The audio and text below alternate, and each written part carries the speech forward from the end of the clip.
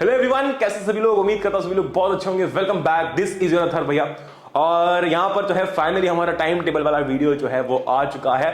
बहुत समय बाद में, बहुत समय से इस वीडियो का एक बज़ चल रहा था। इस वीडियो की एक डिमांड चल रही थी कि भैया आप कब अपलोड करोगे, कब अपलोड करोगे। वैसे ही मैंने तुमसे पूछा था, क्योंकि ऑफ कोर्स जो आप मांगोगे वही इस चैनल के ऊपर अपलोड होगा। ठीक है, जो आपकी रिक्वेस्ट है, जो आपका हुक्म है, वही यहाँ पर पूरा किया जाता है। तो आज का हमारा ये जो वीडियो है, पहले मैं एक आपको डिस्क्लेमर देना चाहता हूं कि ये वीडियो शायद थोड़ा सा लंबा होगा, ठीक है। लेकिन अगर आपका अथर भैया यहां पर खड़े होकर आपसे 25-26 मिनट बात कर रहा है, तो आपका 1 मिनट 1 सेकंड भी वेस्ट मैं यहां पर नहीं होने दूंगा। और उल्टा मैं आपको यही बोलूंगा कि अगर आप इसको छोड़ के कोई रील्स या फिर कोई फालतू का वीडियो देखने वाले थे, ये वीडियो उससे लाख गुना अच्छा है। क्योंकि इस वीडियो के बाद में ना सिर्फ आपकी क्लास 10 पर आपको दिखेगा कि आपकी लाइफ भी ऑन ट्रैक आ सकती है। और हम लोग इतने प्रैक्टिकल टाइम टेबल की बात करेंगे जो कि ग्राउंड लेवल पर आप इजीली इंप्लीमेंट कर सकते हो। इसी के साथ साथ अगर कोई बच्चा नया है चैनल के ऊपर, मैं आपको बता दूं, यहां पर हम लोग सीनियर्स और जूनियर्स की एक ऐसी कम्युनिटी बिल्ड कर रहे हैं जो कि भाई पूरी दुनिया देखती रह जाएगी कि भाई साहब यूथ में कितनी ताकत है। इसलिए अगर आप नए हो, उस लाल बटन को प्रेस करके चैनल को सब्सक्राइब कर सकते हो। और साइड में एक बेल आइकन है जिससे कि आपको जब भी वीडियोस आते हैं काम के, तो आपको उसके नोटिफिकेशंस आ जाया करेंगे। विद दैट बीइंग सेड, बिना किसी देरी के स्टार्ट करते हैं। तो सबसे पहले यार, बिना टाइम वेस्ट किए मैं कुछ चीजें जो है आपको बताना चाहता हूं जो कि आपके सवाल हैं। ठीक है, तो जो जनरल सवाल, जो नॉर्मल सवाल हर बच्चा, देखो जनरली आजकल क्या होता है ना, जब मैं बाहर जाता हूं तो जब मुझसे बच्चे मिलते हैं, जब आप लोग मुझसे मिलते हो, तो कुछ ऐसे सवाल हैं जो कि भाई बहुत कॉमन है। मतलब मैंने ऑलमोस्ट हर बच्चे को ये सवाल पूछते हुए देखा है, इसलिए मैंने इन सवालों को जो है यहां पर लिस्ट डाउन कर दिया है। ये सारे सवाल भी आपके इस वीडियो के अंदर मैं आंसर करने वाला हूं, along with the perfect time table that you need for your class 10th। ठीक है, कौन से सवाल है यार? सबसे पहला सवाल है, how to make a perfect time table that lasts. और यहां पर ये शब्द लास्ट्स ऐसा क्यों लिखा हुआ है? इसका मतलब क्या है कि भैया ऐसा टाइम टेबल कैसे बनाए जो कि हम लंबे टाइम तक फॉलो कर सकते हैं।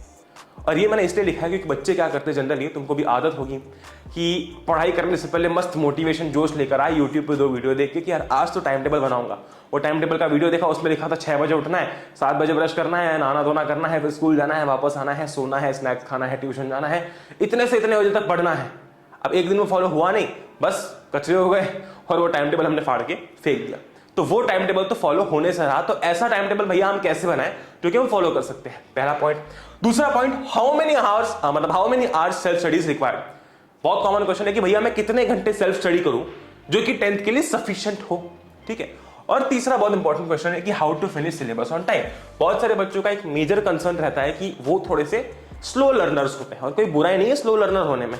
तो उनका यही कहना है कि भैया हम को कॉन्सेप्ट समझने में थोड़ा सा टाइम लगता है, तो हम किस तरीके से अपना सिलेबस फिनिश कर सकते हैं। तीनों चीजें डिटेल्ड तरीके से आपकी आज के इस वीडियो में क्लियर हो रही होंगी। अगर आप चाहते हो 1.5x पर ये वीडियो देख सकते हो, यूट्यूब में एक सेटिंग होती है।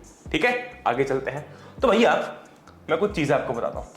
देखो, सबसे पहली बात तो ये है कि थोड़ा सा हम लोग एकेडमिक सीन पर आ जाते हैं कि अभी जो है ना अपना अक्टूबर चल रहा है, अक्टूबर एंड होने वाला है, ऑलमोस्ट फेस्टिव सीजन है। तो आप शायद थोड़ा सा कम पढ़ रहे होंगे, इसके घर जाना, उसके घर जाना, इसके पैर छूना, उसके पैर छूना।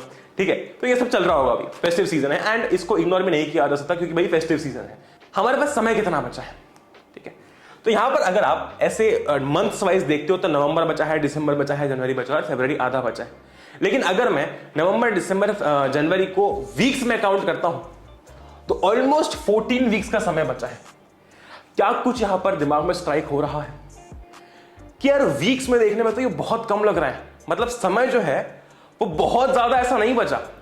हम लोग ऑलमोस्ट 2022 के एंड में आ चुके हैं, राइट। और यहां पर जो है जब मैं अपने समय को वीक्स में कन्वर्ट करता हूं तो भैया सिर्फ 14 वीक्स, राइट। एक हफ्ता तो मेरा ऐसे निकल जाता है, बस ऐसा 14 बार हो गया तो खत्म है कि नहीं। तो यहां पर तुमको सबसे पहले थोड़ी सी सेंस ऑफ अर्जेंसी क्रिएट करना बहुत इंपॉर्टेंट है, जिससे कि अंदर तुमको थोड़ा सा फील हो कि नहीं भाई अब समय आ चुका है। अब अगर हमको एक बहुत ही अच्छा और परफेक्ट टाइम टेबल बनाना है तो इसके लिए हमको कुछ इंग्रेडिएंट्स लगेंगे और कुछ चीजें लगेंगी। तो मैं तुमको सबसे पहले रेकमेंड करूंगा कि अगर कोई भी बच्चा बेड पर लेट कर, सोफे पर लेट कर आराम से मेरा ये वीडियो देख रहा है तो मेरी जान वहां से चुपचाप उठो। ठीक है, टेबल पर जाओ, कॉपी पेन और अपना कोई पेपर निकालो और उसके ऊपर जो मैं बोल रहा हूं वो लिखना चालू करो। क्योंकि ये वीडियो मैंने सिर्फ मजाक मस्ती के लिए नहीं बनाया है ना, कि बस तुम जो है आज वीडियो देखो मोटिवेशन पालो, नहीं। ठीक है, एक एक बच्चा जो ये वीडियो देख रहा है सबके लिए इंपॉर्टेंट है कि आप अपनी कॉपी पेन पेपर निकाल के जो है जो मैं बोल रहा हूं वो लिखो। ठीक है, बहुत बढ़िया। अब यहाँ पर एक बहुत ही मेजर इशू और प्रॉब्लम को मैं हाईलाइट करना चाहता हूँ कि बहुत सारे बच्चों की दिक्कत यह है कि वो क्या करते हैं ना कि वो क्वेश्चंस और मतलब अपनी प्रॉब्लम्स को बस अपने पास ही रखते हैं। यूं नहीं कि भाई टीचर से पूछ ले या फिर इंटरनेट पर देख ले। देखो अगर कोई भी क्वेश्चन तुम्हारे दिमाग के अंदर आता है ना, वो क्लियर कर लेना चाहिए। ठीक है, आप अपने टीचर की मदद से कर सकते हो या फिर इंटरनेट की मदद से कर सकते हो। इंटरनेट के ऊपर मेरे पास एक बहुत अच्छा ऑप्शन है तुम लोगों के लिए। ठीक है, और मतलब काफी सारे बच्चों ने भी मुझे इसके बारे में बताया था। ठीक है, तो वो है फीलो ऐप। राइट, ये जो फीलो ऐप है, मतलब आप सोचो कि टेक्नोलॉजी कितनी आगे बढ़ चुकी है। अगर आपको मान लो कोई भी प्रॉब्लम है, कोई भी क्वेश्चन आपके दिमाग में है जो आपसे नहीं बन रहा है, आपने क्या किया कि उसको फोटो क्लिक किया और यहाँ पर पोस्ट कर दिया इस ऐप के ऊपर। विद इन 60 सेकंड्स आपको उसका सॉल्यूशन देखने को मिल जाएगा। लेकिन मजेदार पार्ट तो ये है कि आपके साथ में यहां पर एक टीचर 1-on-1 लाइव बैठ के वो क्वेश्चन को सॉल्व कर रहे होंगे और आप अनलिमिटेड क्वेश्चंस पूछ सकते हो। ठीक है, मतलब सोचो कि आपने एक सवाल पूछा है और आपके सामने ऐसा नहीं कि बस एक सॉल्यूशन आ गया और हो गया। नहीं, आपके साथ टीचर बैठ के आपका वो डाउट सॉल्व कर रहे हैं। इसमें अमेजिंग मतलब ऐसा नहीं है जैसे कि होता है ना कि भाई हमने बस सॉल्यूशन देख लिया हो गया, लेकिन नहीं, टीचर आपको ये सॉल्यूशन एक्सप्लेन करेंगे। राइट, और अगर आपको वो टीचर पसंद आते हैं तो आप उनको फेवरेट स्टार मार्क भी कर सकते हो। ठीक है, मतलब बस सवाल पूछा, क्वेश्चन आया, फोटो क्लिक किया, पोस्ट किया, 1-on-1 लाइव सेशन हुआ और डन। कहीं पर भी बैठ के जो है आप इन प्रॉब्लम्स को सॉल्व कर सकते हो। तो लिंक मैंने नीचे आपको डिस्क्रिप्शन के अंदर दे दी है, जरूर से जाकर इस ऐप को आप डाउनलोड कर सकते हो। आगे चलते हैं। तो यहां पर एक बहुत मेजर इशू हमारा पता है क्या है, हम हमारे दिन को ना 24 घंटे हैं ये सोचकर ट्रीट करते हैं। राइट, हम सोचते हैं कि यार 24 घंटे फिर मुझसे पढ़ाई क्यों नहीं हो पाती, मुझसे पढ़ाई नहीं हो पाती, मैं पढ़ नहीं पाता। 24 घंटे। समझो मेरी जान कि सबसे पहला स्टेप आपका ये होगा, सबसे पहली स्टेप आपकी ये होगी कि आपको वो टाइम नोट डाउन करना है अपनी कॉपी में। मेरे साथ साथ जो मैं आपको एग्जांपल दे रहा हूं ना, उसी एग्जांपल को अपने साथ में अपने केस के अकॉर्डिंग आपको चेंज करते हुए लिखना है कि यार आपके दिन में ऐसा कौन सा टाइम है जो कि आपको एक जगह पर देना ही पड़ेगा और उसको और कोई ऑप्शन नहीं है। फॉर एग्जांपल स्कूल, भाई आप 7 से लेकर 3 तक स्कूल जाते हो, क्या स्कूल जाना बंद कर सकते हैं क्या? नहीं, अरे उसके लिए तो सारी मगजमारी हो रही है। ठीक है, दूसरी बात तो स्कूल जाना बंद नहीं किया जा सकता। दूसरी बात 5 से 7 या तो आप ट्यूशन जाते हो, राइट, या तो आपने ऑनलाइन कोर्स ले रखा है, आप वो करते हो। ठीक है, ये टाइम आपको कोई भी यूज का नहीं बचता है। अगर तुमने पेपर पर ये नहीं लिखा है तो अभी लिखो कि तुम्हारा स्कूल का टाइम क्या है, और अगर तुमने कोई क्लासेस लगा रखी है तो उसका टाइम क्या है, और दिन भर में इन दोनों चीजों में तुम्हारा कितना समय जाता है। तो यहां पर आप किसी भी प्रकार की सेल्फ स्टडी जो है वो नहीं कर सकते हो मेरी जान। ठीक है, न्यूज एंकर लग रहा हो कि मैं थोड़ा सा है, नहीं कर सकते हो मेरी जान। ठीक है, तो सेल्फ स्टडी यहां पर बिल्कुल भी नहीं हो सकती है। Very good. अब भैया इससे टाइम टेबल का क्या रिलेशन है? रिलेशन है टाइम टेबल। टेबल आपका तभी बनेगा जब टाइम सही तरीके से एलोकेटेड होगा। ओके, बहुत बढ़िया। तो यहां पर हमने ये तो नोट डाउन कर लिया, स्टेप 1 हमारी हो गई सक्सेसफुल। आगे चलते हैं। अब जो मैं आपको बताने वाला हूं वो आपको बिल्कुल शिद्दत से मेरे साथ, अगर लगता है तो वीडियो पॉज कर दो, रिवाइंड करके देखो, पर बिल्कुल इसमें मिस्टेक मत करना। ठीक है, आपको अपने दिन को 3 हिस्सों में डिवाइड करना है। कितने हिस्सों में डिवाइड करना है? 3 हिस्सों में डिवाइड करना है। और यहां पर सारी गुत्थी, सारी मिस्ट्री जो है हमारी वो सुलझने वाली है। वो 3 हिस्से कौन से हैं? 1, 2 और ये 3। सबसे पहला हिस्सा है टॉपिक्स लेफ्ट। सुनते जाओ बस अभी और लिखते जाओ, उसके बाद मैं तुमको समझाता हूं।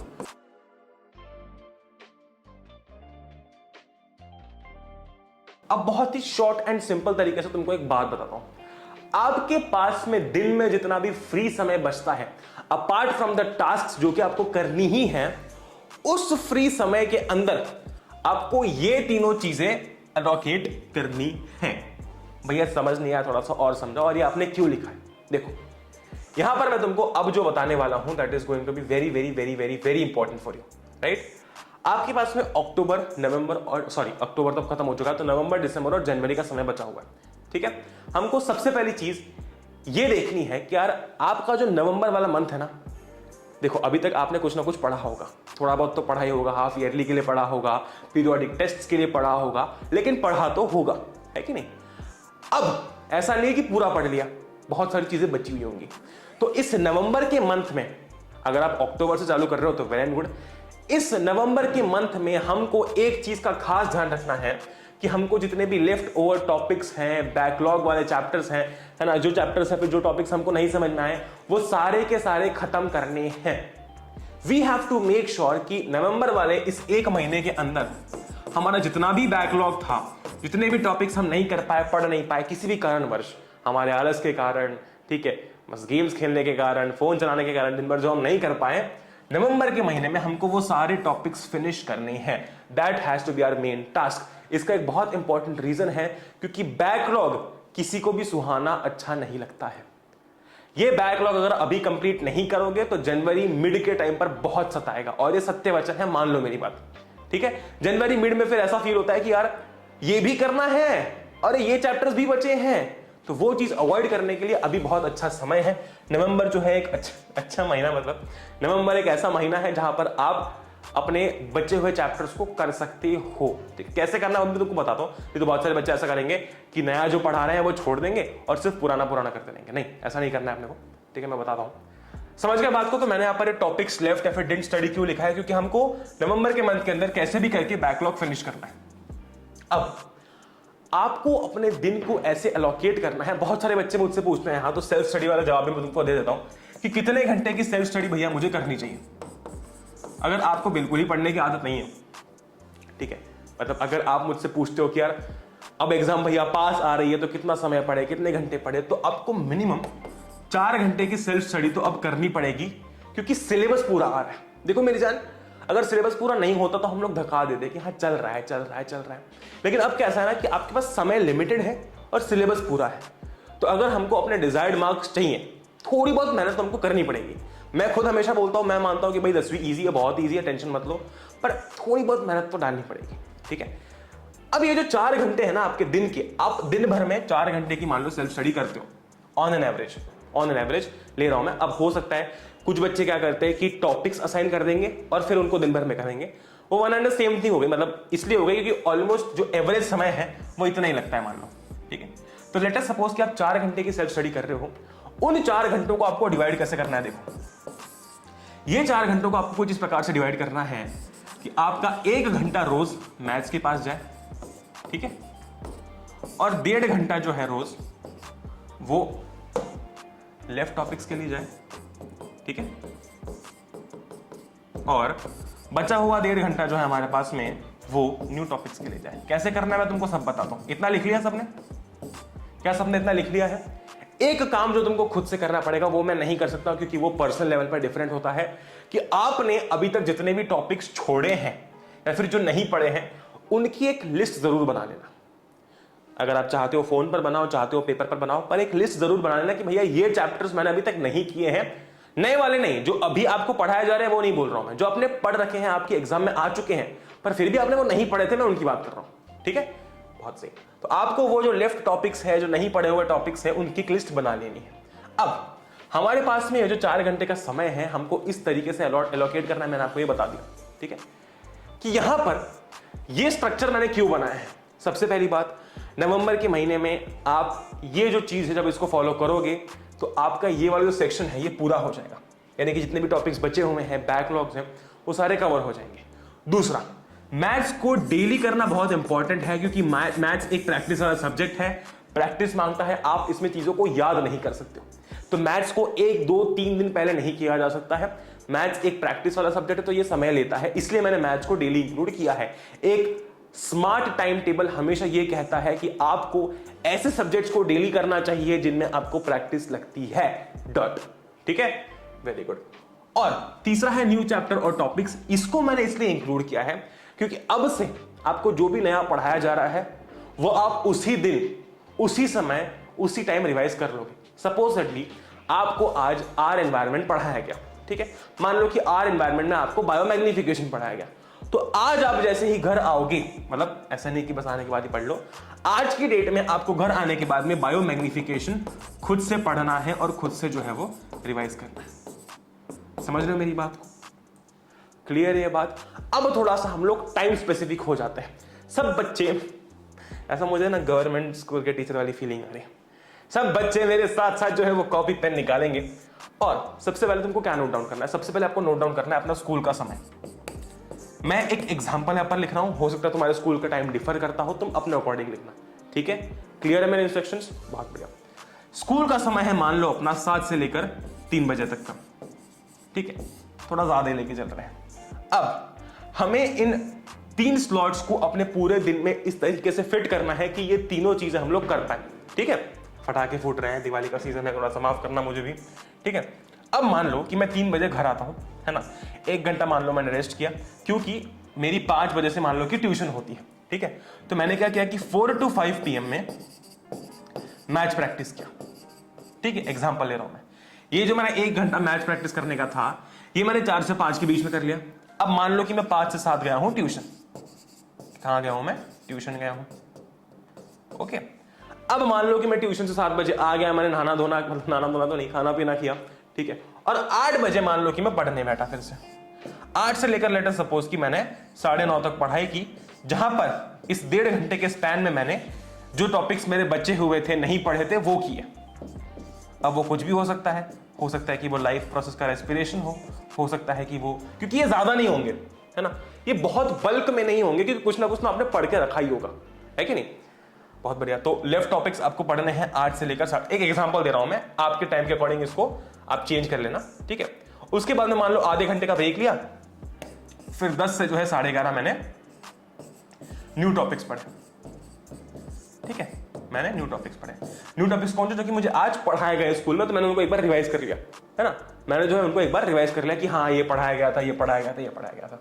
इस टाइम टेबल में जो आपने पहले पढ़ रखा है, नहीं मतलब पहले जो नहीं पढ़ा है, आप वो भी कवर कर रहे हो, आप डेली मैथ्स भी प्रैक्टिस कर रहे हो, और आप डेली जो नया पढ़ाया गया है उसको भी रिवाइज कर रहे हो। अब मुझे बताओ कि इसके अलावा आपको पूरे दिन भर में और क्या चाहिए? ब्रेक्स चाहिए, ब्रेक्स में दे रहा हूं, खुद देख लो भाई। 3 से 4 PM का एक ब्रेक मिला हुआ है। ठीक है, 5 से 7 अगर ट्यूशन में कुछ नहीं पढ़ते हो तो वो अपने आप में एक ब्रेक है। ठीक है, उसके बाद में मैंने क्या बोला है कि भाई 8 बजे से पढ़ने बैठो, तो 7 से 8 बजे का एक ब्रेक है ना, 7 से 8 बजे का एक ब्रेक है।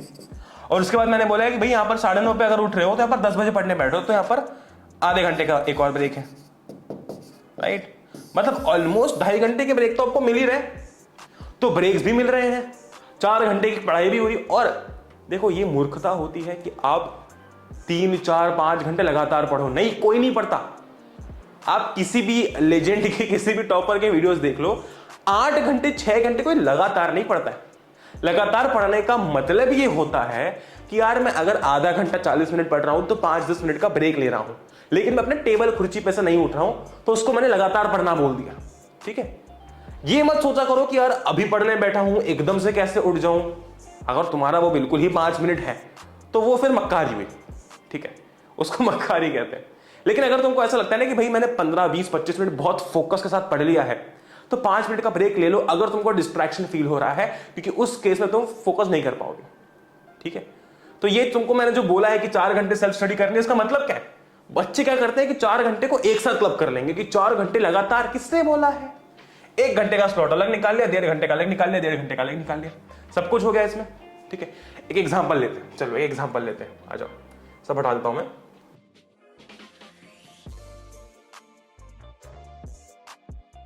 टॉपिक लेफ्ट में आज मान लो कि मैं रेस्पिरेशन पढ़ रहा हूं। मैंने रेस्पिरेशन पढ़ा ही नहीं था, मुझे आता ही नहीं था, तो मैंने रेस्पिरेशन पढ़ लिया। मैथ्स में मान लेते हैं कि मैंने आज एक्सरसाइज 5.2 एंड एक्सरसाइज 5.3 की है।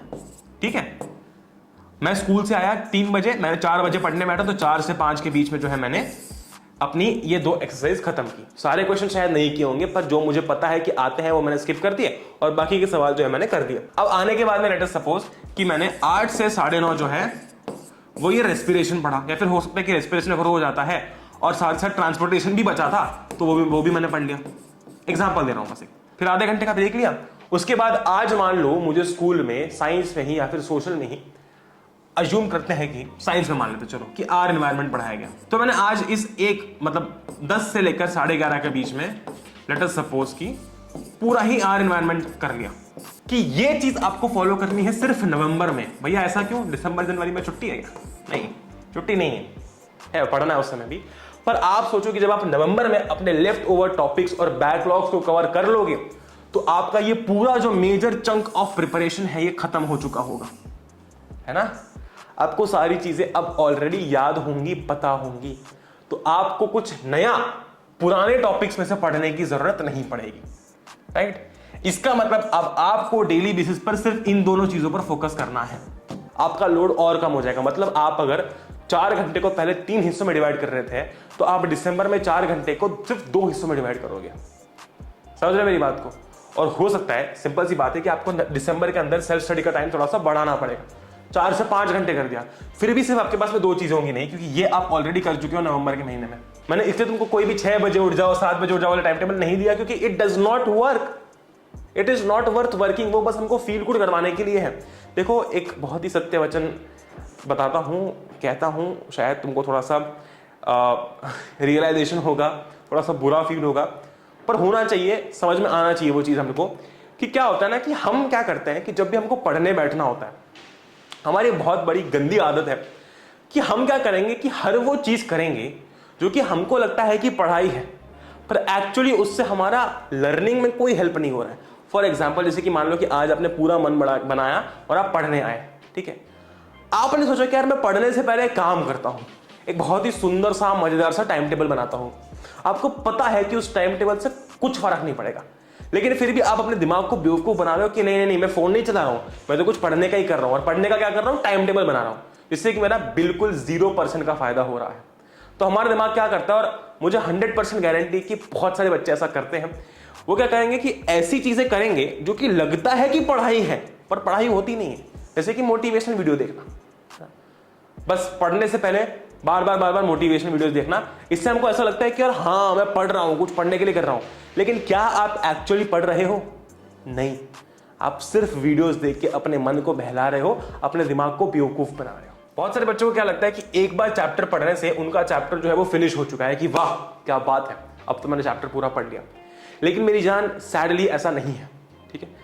तुमको एग्जाम में लगता है ना, ऐसा फील होता है कि यार जो पढ़ा है वो याद नहीं आ रहा। वो क्यों याद नहीं आ रहा? क्योंकि आपने उस टॉपिक के इनफ रिविजन्स नहीं किए हैं, ठीक है।